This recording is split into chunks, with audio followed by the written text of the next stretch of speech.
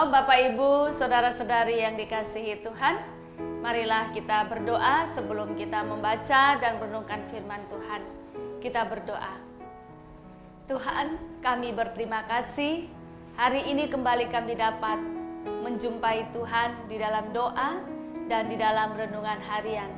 Kami mohon hanya dengan berkat dan penyertaan Tuhan, kami dapat menjalani hidup kami dengan baik, didasarkan oleh firman Tuhan yang akan kami dengarkan ini. Salah satunya, Roh Tuhan memimpin kami agar kami dapat mengerti dengan baik dan kami juga memperoleh kekuatan dari firman ini. Di dalam nama Tuhan Yesus kami berdoa. Amin. Ya. Bapak Ibu Saudara, saya mengajak kita untuk membaca dari kitab Zakaria pasal 10 ayat 3 sampai ayatnya yang ke-7. Terhadap para gembala akan bangkit murkaku, dan terhadap kepala-kepala kawanan kambing aku akan mengadakan pembalasan. Sebab Tuhan semesta alam memperhatikan kawanan ternaknya, yakni kaum Yehuda, dan membuat mereka sebagai kuda keagungannya dalam pertempuran.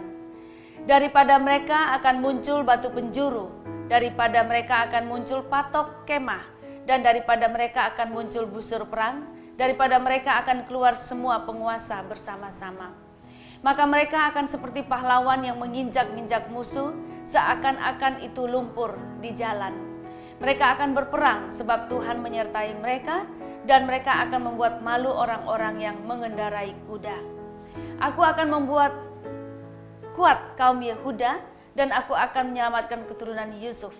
Aku akan membawa mereka kembali, sebab aku menyayangi mereka, dan keadaan mereka seakan-akan tidak pernah ditolak oleh aku, sebab akulah Tuhan Allah mereka, dan aku akan menjawab mereka. Efraim akan seperti seorang pahlawan, hati mereka akan bersuka cita seperti oleh anggur. Anak-anak mereka akan melihatnya, lalu bersuka cita, dan hati mereka bersorak-sorak karena Tuhan. Demikian jauh pembacaan firman Tuhan, dan yang berbahagia adalah setiap kita yang mendengarkan firman Tuhan dan yang memeliharanya serta melakukannya. Haleluya. Bapak Ibu Saudara, untuk bacaan ini saya ingin membahas beberapa kata kunci. Sebetulnya secara keseluruhan firman ini mau berbicara mengenai pertolongan Tuhan kepada umat.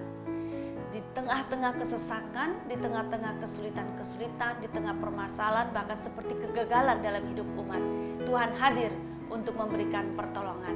Nah, pertolongan Tuhan itu oleh penulis ini, dan ini sebetulnya kalau kita baca bagaikan puisi.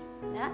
Di dalam puisi ini ada beberapa kata kunci yang ingin saya bahas untuk menunjukkan Tuhan hadir untuk menyelamatkan umatnya di dalam kesesakan mereka, di dalam persoalan mereka, di dalam penderitaan mereka, di dalam kesusahan-kesusahan mereka. Yang pertama dikatakan bahwa Tuhan akan membela umatnya, dan ketika Tuhan membela umatnya, itu digambarkan bahwa dari dalam umat itu akan muncul batu penjuru. Nah, batu penjuru ini menggambarkan batu yang menjadi titik pokok dari suatu bangunan. Nah, artinya bahwa batu penjuru ini sesuatu yang akan menjadi kekuatan bagi sebuah rumah. Nah, batu penjuru ini kalau kita tarik lagi di dalam perjanjian baru, Tuhan Yesus adalah batu penjuru. Artinya apa? Ia adalah penolong, ia adalah juru selamat. Jadi Tuhan mau mengatakan bahwa ketika Tuhan menolong umatnya, membela umatnya, maka di tengah-tengah umat ini muncul sebuah batu penjuru, batu pertolongan bagi umat.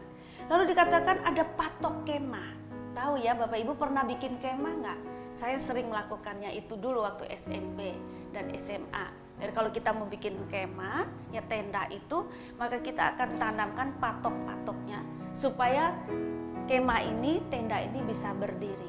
Itu artinya bahwa ketika Tuhan membela umatnya, menolong umatnya, maka Tuhan akan meletakkan patok-patok atau hal-hal yang baik, kekuatan-kekuatan di dalam kehidupan umat untuk menolong kehidupan mereka. Nah, kekuatan-kekuatan itu macam-macam ya Bapak Ibu kalau kita tafsirkan. Seperti kalau memang itu masalah ekonomi, pada waktunya Tuhan akan memperbaiki kekuatan-kekuatan itu akan Tuhan berikan.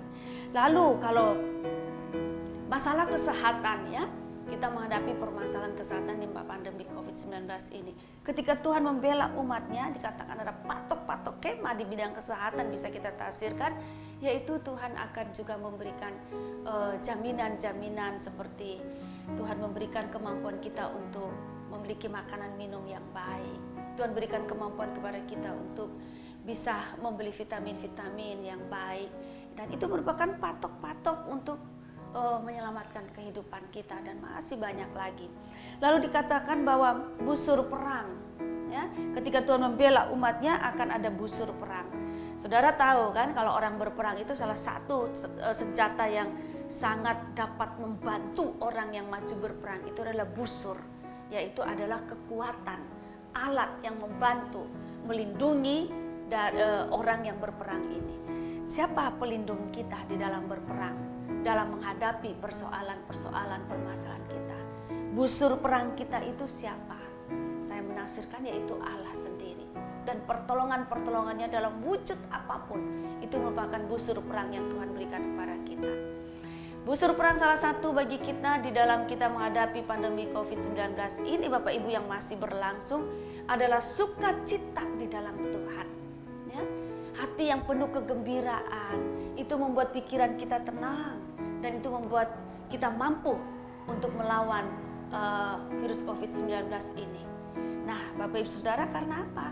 Karena kalau kita bersukacita, maka imun kita bagus. Imun kita bagus, tubuh kita bagus, kita bisa mengalahkan COVID itu. Nah, maka busur perang kita adalah Tuhan sendiri. Kegembiraan, kesukacitaan dari Tuhan. Maka Bapak Ibu tetaplah membangun hubungan dengan Tuhan. Tetaplah membangun relasi dengan Tuhan. Tetap percaya kepada Tuhan dalam segala situasi. Supaya hati kita tetap bersukacita. Jadi kita bukan bersukacita karena persoalan-persoalan di dunia ini, tapi kita bersukacita karena Tuhan di dalam kita. Yang kedua adalah dikatakan ketika Tuhan menolong umatnya itu, membebaskan umatnya, artinya Tuhan terus menyertai. Bapak Ibu, ini hal yang paling inti penting dalam hidup kita. Segala sesuatu boleh terjadi dalam hidup kita. Permasalahan boleh datang silih berganti. Yang penting Tuhan ada bersama dengan kita. Ada badai, oke. Kalau memang itu tidak bisa dihindari, yang penting Tuhan menyertai kita. Artinya apa? Tuhan bersama kita. Penguasa di surga dan di dunia ini yang berdaulat atas surga dan dunia ada bersama dengan kita. Kalau ia bersama dengan kita, menyertai kita, maka ia pasti mampu menolong kita melewati semua persoalan dan kesulitan. Yang ketiga adalah Bapak Ibu, dikatakan Tuhan menyayangi umatnya. Wah, sangat menyenangkan, sangat menenangkan bahwa kita ini disayang oleh Tuhan. Bagaimanapun keberadaan kita, situasi-situasi sulit yang kita hadapi, bahkan mungkin kesulitan-kesulitan yang sesama buat bagi kita, tapi yang penting Tuhan sayang pada kita. Ini memberikan kekuatan ekstra bagi kita untuk menghadapi segala macam perkara. Nah, yang ketiga adalah ketika Tuhan menyelamatkan, menolong, membela umatnya, nanti dikatakan bahwa di tengah-tengah kehidupan anak-anak Tuhan, umat Tuhan, ada sukacita. Umat Tuhan akan bersukacita karena pertolongan Tuhan. Ini merupakan janji Tuhan bagi kita. Bahwa Tuhan menjadi penolong kita, Tuhan membela kita, Tuhan menyertai kita, Tuhan hadir, dan itu membawa sukacita. Sukacita ini sangat penting Bapak Ibu dalam kehidupan kita sekarang. Itu akan membuat tubuh jasmani kita baik, jiwa kita baik, rohani kita baik. Nah, semua ini akan membantu kita menghadapi segala macam perkara. Nah, Bapak Ibu, Tuhan adalah penolong kita. Amin. Mari kita berdoa. Tuhan, betapa kami berterima kasih di tengah-tengah beban kehidupan di dunia ini yang terus-menerus menghimpit kami. Firman-Mu mengingatkan kembali kepada kami bahwa Engkaulah penolong kami. Engkau senantiasa hadir dalam hidup kami. Engkau menyertai kami, Engkau mengasihi kami, sehingga sukacita ada dalam kehidupan kami.